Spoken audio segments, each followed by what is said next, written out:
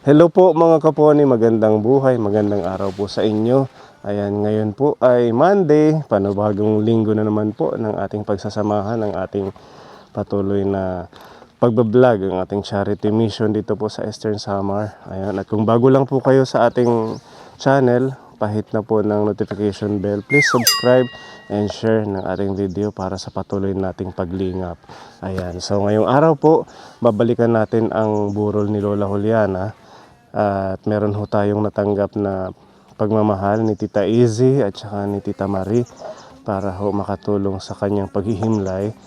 Ayan, so maraming salamat sa mga titas na hanggang ngayon kahit man sa huling sandaling ito ng paglaga kay Lola, patuloy niyo po siyang minahal at patuloy niyo sinusuportahan ang pamilyang naiwan.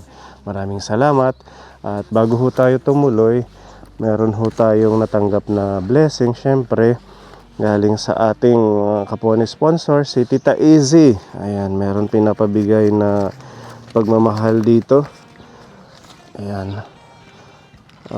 Ate Ruby, bati muna. Magandang araw po, magandang buhay. Pinapabigyan ka ni Tita Izzy ng 500.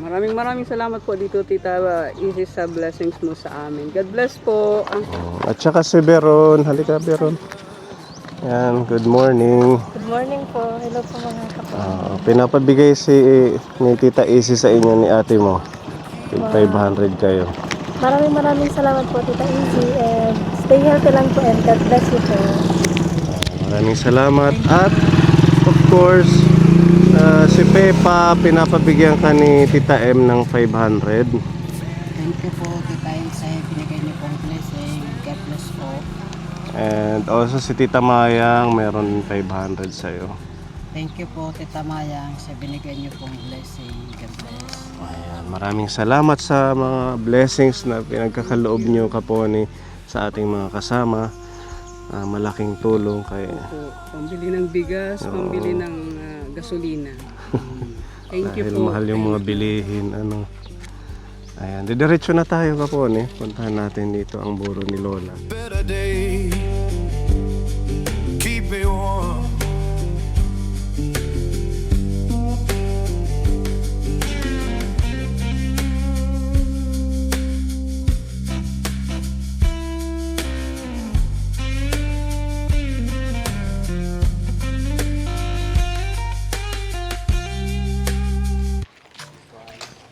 Tatay, maupay nga kulop.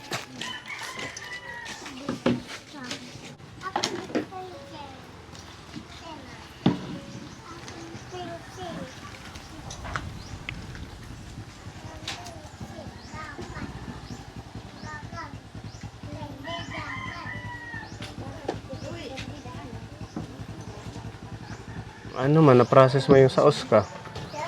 Senior Hindi pa citizen. pinahuli na raw yun.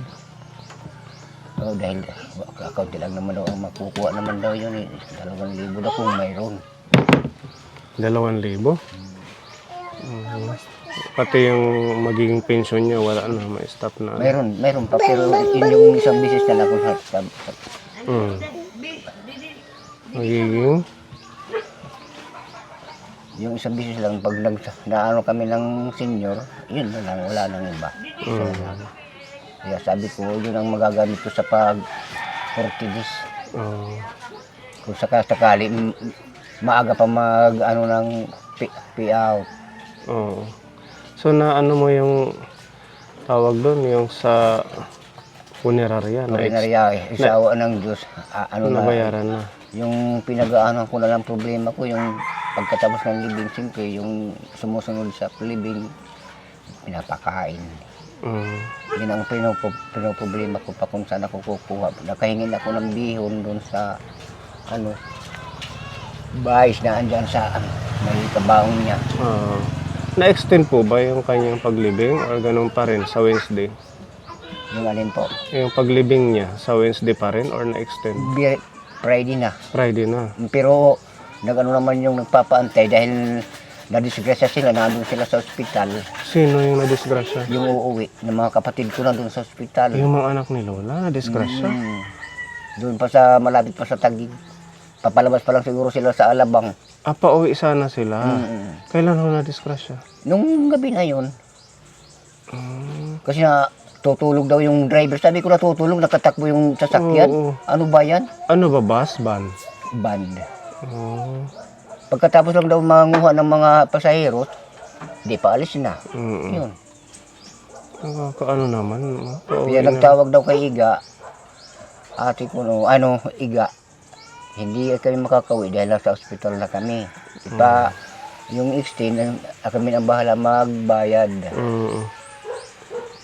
Kaya sabi ko kahapon kay Iga ka ako, ayaw ko namang problema. Punong-puno na ako ng problema.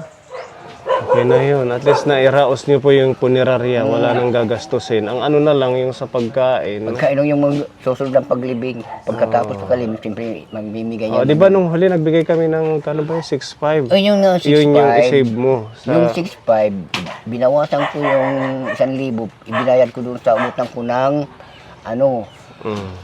sa ng pang barangay yun, doon sa kay LD. Kailan pupunta yung punerarya para mag-extend dyan? Sa Wednesday na or? Aywan ko sa kanila dahil hindi na ako nakikialam dyan. Basta ang inaano ko lang ang Merkulis, ililibing ko na yan. Sabi ko, Iga, wag mo na akong papaproblemahin dahil masakit ang ulo ko. Pero sinabi ng mga anak mo na, ng mga kapatid mo na nagbibiyahe na sila na ang mag-ano.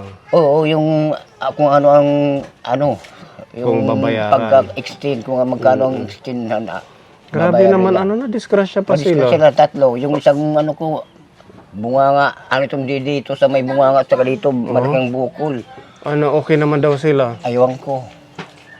Pinapagano ko yung mga anak ko kung anong mga... Nasaan sila ngayon sa ospital? Sa Taguig, oo.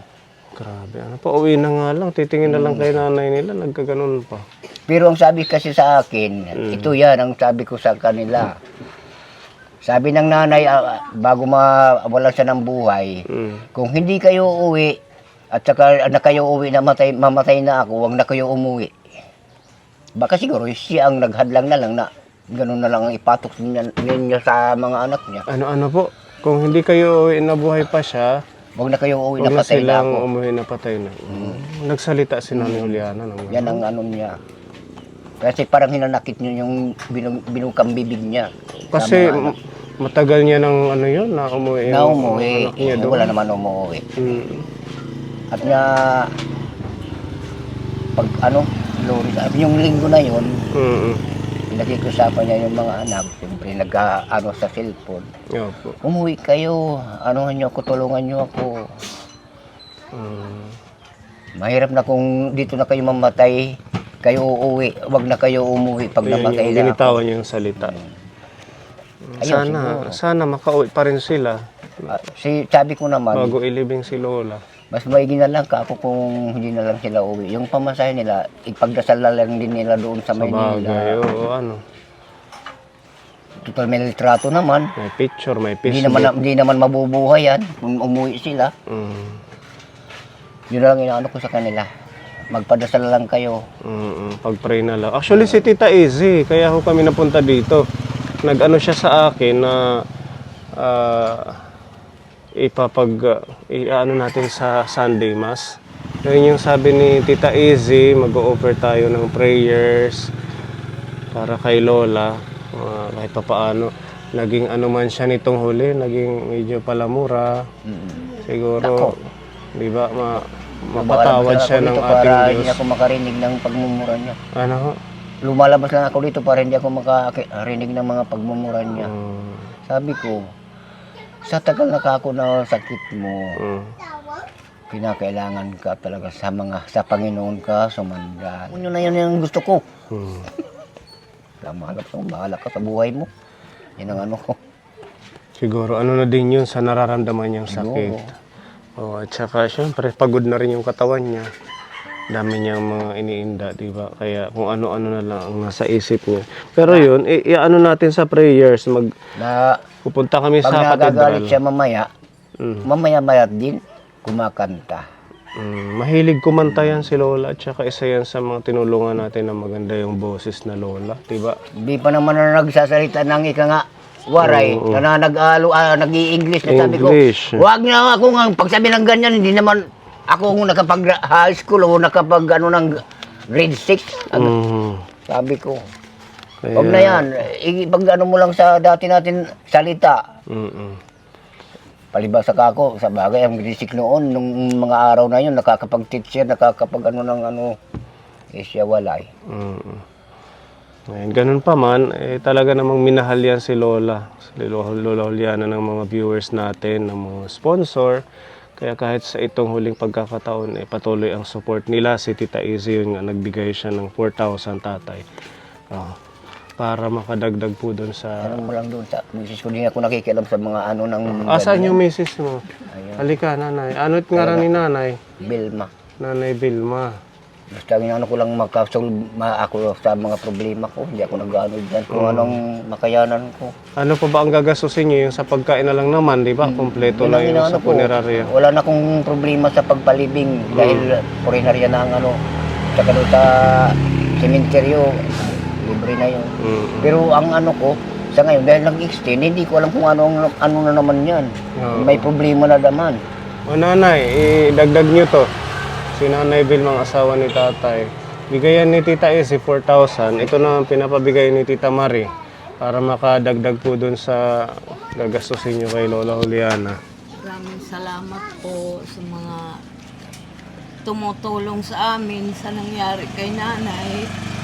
Dahil hindi ko matanggap na mamatay si nanay. 6 pesos lang talaga pera ko. Hindi nga ako nakabili ng kandila. Yung anak ko ang bumili nung magdadasal. Kaya hindi ko na alam kung anong gagawin namin. Basta dumarating talaga ang kahirapan. Talaga parang pinapatungan yung kahirapan. Hindi dumarating yung ano na medyo maluwag. Diyan talaga pinapatong yung kahirapan sa kahirap. Sa mahirap na ika nga. At least tapos na yung paghihirap ni Lola. Ano? Yung kanyang sakripisyo, yung Sabi mga ko nga kay nararamdaman niyang nanay. sakit. Yan, problema naman yan, yung mga- Naghihingalo siya. Nanay, kung talagang aalis ka na, huwag mo nang alalahanin ang mga anak mo dahil siguro po kagaya lang sa amin ang buhay nila doon dahil kung mayroon sila, sandali lang umuwi ng Bisaya kung talagang mayroon sila. Huwag mo nang alalahanin sila kung aalis ka na. Sabi kong ganyan. Kasi nag-aano na siya, anong tawag yun? Naghihingalo na siya. Pero hindi ko siya pinabayaan hanggat buhay pa siya. Di ba kayo yung sumasama sa kanya doon sa pagpapacheck up natin nung malakas pa? Minsan Sa lang. akin naman kasi dati nakatira. Oh. Nung mamatay ang kapatid ko doon sa San Pule, umuwi ako doon. Kinuha nila Iga at saka si Bebe. Pero kung nandito lang yan, hindi yan nakakaganyan na magkakaroon ng nagkapigsa ako sa ano dito, sa sugat. puwitan. Hindi ko muna kinuha si nanay. Hanggang ngayon, sabi ko hindi ko kaya kay nanay magbuhat. Kung sa paglinis lang sa kanya at saka yung pagpapakain, pagpainom ng gamot, kaya ko yan. Tapos nag-usap kami ni Dinan, yung apo niyang inalagaan. Sabi ko, Dinan, kaya ko yan si nanay, pagpakain lang, paglinis sa kanya, pagpainom ng gamot. Yung pagbuhat ang hindi ko kaya kasi masakit na yung paa ko. Simula sa baywang ko hanggang sa paa. Hindi na rin kaya. Sabi nga ni nanay, nung pinapakain ko siya, "Nako, Vilma, i-discharge na. Nakita nga lo." Ay sabi niya kasi, bingi ka na, bulag ka pa. Ang ano kay Nanay Juliana, hindi siya, di ba, pinapacheck up natin, ayaw niyang uminom ng gamot. Ayaw yan. Yung Puro mga herbal. medicine na binili na, yung binigay daming ni Tita gamot Maya, nung pinapacheck up natin, hindi niya iniinom. Ang daming gamot yan, nasa bag lang niya. Puro herbal lang yan. Ang gusto niya kasi, ang makakagamot daw sa sakit niya, herbal lang At saka talaga. tumatakas siya sa ospital. Di ba? Ayaw niya na makikita yung karayom. Kaya nag-ano na yung Borongan doctors na hindi Ang na dami siya ng mga tatanggapin. gamot niyan. Ang mamahal pa man din ng mga gamot na Oo, binili dati. mo. Yung dami rin nating mga pagsama-sama kay Lola sa hospital kaso hindi siya nainom ng medisina. Nasasayang lang. Pag tinatanong ko, uminom ka na? Opo, pero nandiyan lang sa bag niya. Ngayon na nandito na yun sa bahay, ang iniinom lang niya, may pinamig. Dinudurog ko at saka Anyway, okay na yan siya. At least wala nang sakit. Yun. Makakapagpahinga na si Lola Juliana. Condolence na lang po. Nakikiramay ang buong Kaponi, ang mga viewers natin na nakapanood sa kanya mula nung umpisa hanggang sa huli. nakapahinga na siya. Nakapahinga na rin siya. Kahit Thank paano, you po. wala nang manghihingi ng ulam. Salamat sa mga sponsors natin na bless kay Lola nung buhay pa siya. Salamat po sa lahat ng nagbibigay sa nanay namin ng tulong at saka sa inyo. Maraming Inutusan siya salamat. nga. Kasi Lift me high for family safe beneath your sky.